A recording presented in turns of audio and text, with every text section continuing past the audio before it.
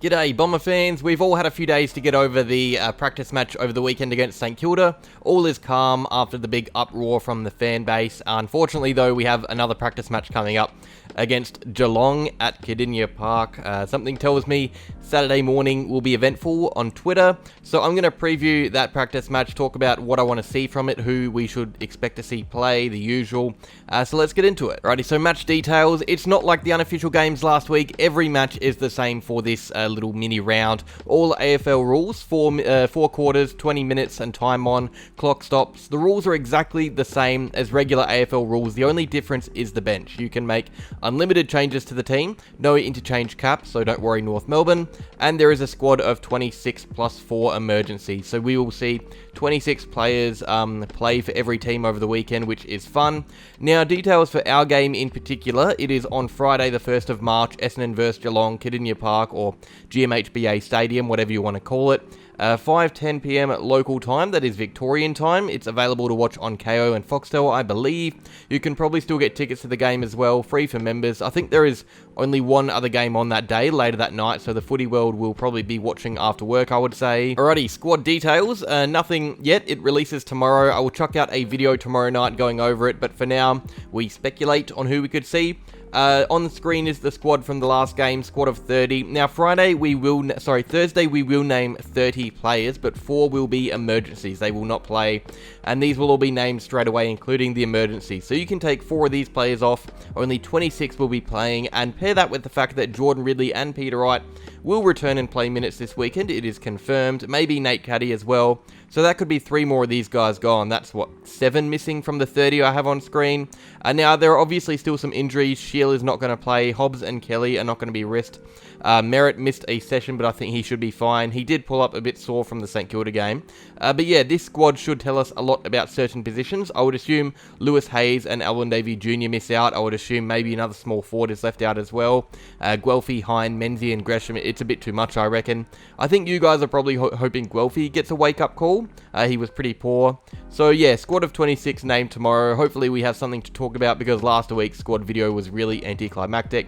But this should tell us who is in line to play round 1. Squads are made up of 26 players anyway in AFL rounds, so having 26 guys playing will all but confirm Scott's ideal setup, and that's with Kelly, Hobbs and Draper missing. All players that could play round 1. I should say Draper will play limited minutes in the VFL warm-up on Friday, or might play limited minutes. You will also see the guys who miss out on the squad play there. All eyes will be on Archie Roberts, who was one of the better players in the last VFL game.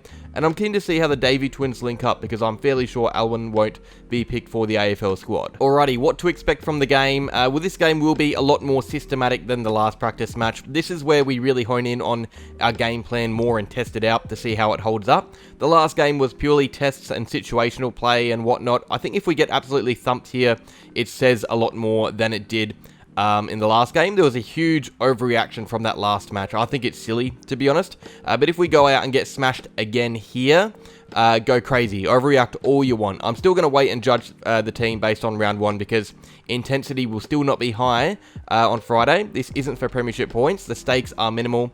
The only game more meaningless than this one is the one we just played against St Kilda. So expect us to look a lot more like we will from a structural viewpoint for the year, but we won't be hot at the contest, or at least we won't be as hot as we will be in round 1. So when criticising the boys, I would probably be hesitant to talk about their effort if it is low.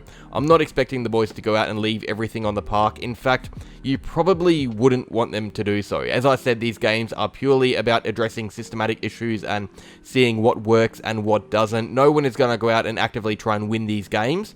I would rather see the boys go at 60 or 70%, get done by 30 or 40 points, rather than go out and give everything they have at risk of injuring themselves so close to the season. And I'm sure many of you guys will agree with that. So don't expect a hard-fought game. We will save that for round 1. I think we should probably expect to see individuals looking a little bit livelier this time around, though, in saying that.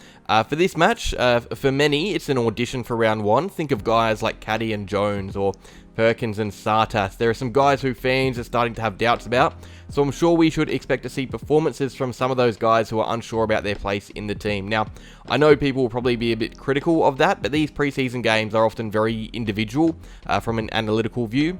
You rarely see journos and experts rip apart clubs and their systems here because it's often changing mid-game, and like I've said a lot, effort is low. It's always about the young guys, the returning stars, the recruits.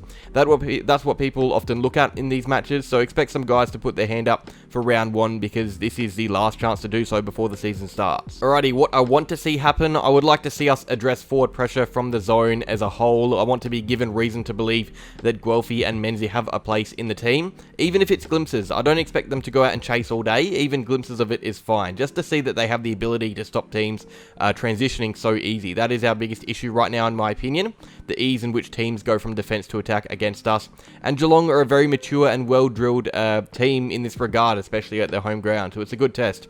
It'll be good to see Hind and Guelphy and Menzies, whoever play, if they all do, try and shut down plays like Geelong off half-back. Even Caldwell, we need to be given reasons to believe Caldwell can fit into this team as a high half-forward like we saw at times against the Saints. So this is a big test for those players. The Cats are a very powerful midfield, so I would love to see us as good as we were at stoppages last week here on Friday.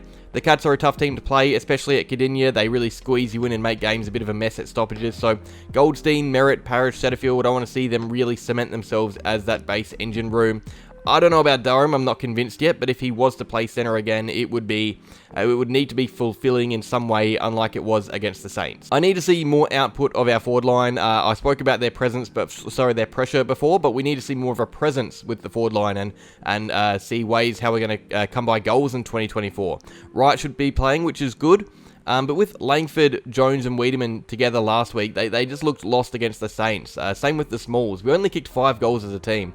There's a reason for that. Against another good backline, we need to be shown some promising signs as fans. I would really hate to see us go out and kick another 5 or 6 goals.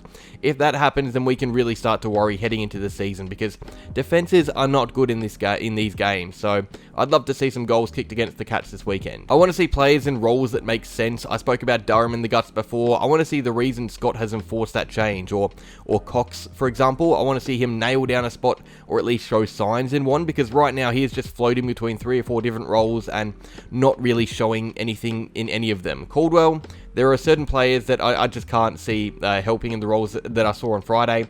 Nothing against them, but Caldwell's one of them. It's just where they are on the field. I like him as a player, but as a high half forward, it just doesn't make sense to me. So I'd like to see certain players in roles that I want to see them in. Very specific to each fan. Not really much Scott can do here to please all of us. I'm just selfish. Sorry, Brad. We play unfamiliar grounds pretty badly, usually. The way we exited defence against Geelong last year at Cardinia was a mess. It's such a thin oval, and we didn't adjust at all. They ate up every rebound and inside 50. So I would like to see a little indication that we have learnt our lesson and read the oval better. We don't play at GMHBA in the regular season, but we do head over to the Gabba and the SCG and Gold Coast, I believe. A few stadiums that we aren't at that much. So seeing us handle the dimensions here, the hardest place to handle them, that will fill me with a bit more confidence, especially because we are interstate 4 times in the first 8 weeks of the season. Like last week, 5 players to watch. First up, Harry Jones. He needs to have a big game. If he doesn't, his spot is really under fire, especially with Caddy coming back to fitness. Second, Caldwell. I don't know how we fit him in the forward line or in the team for that matter right now. With smaller teams, we might see where he plays properly, because if he is to play mostly forward minutes, I just don't see him being a good player for us. It's as simple as that. He's a midfielder, so eyes on Caldwell and his role. Zach Reed, this is a good Cats forward line. Great test for young Reed to go up against Hawkins and Cameron. Hawkins in the past has absolutely destroyed us. Sartas, I think he's hoping to play early. We would be hoping to play early. He's on the fringe, a big game, and he can push ahead of a Hobbs or a Caldwell, who I mentioned before. And I think he can't play wing. He has to play in the guts. Speaking of not playing wing, Nick Cox. I need to see more from him. I don't know where. I don't care where. I just need to see more from Nick Cox. That is that, though. Another lazy preseason preview done. I predicted us to win by 69 points last week against the Cats. A bit of tongue-in-cheek. I said the predictions are pointless, which they are, because these games are kind of pointless from a results point of view. I'm going to back us in to win this week, and I think we'll get the job done by 69 points again. Nice. So that is that. Video done. Let me know what you want to see from the boys on Friday. Like if you enjoyed, subscribe if you're new, and as always, go Bombers.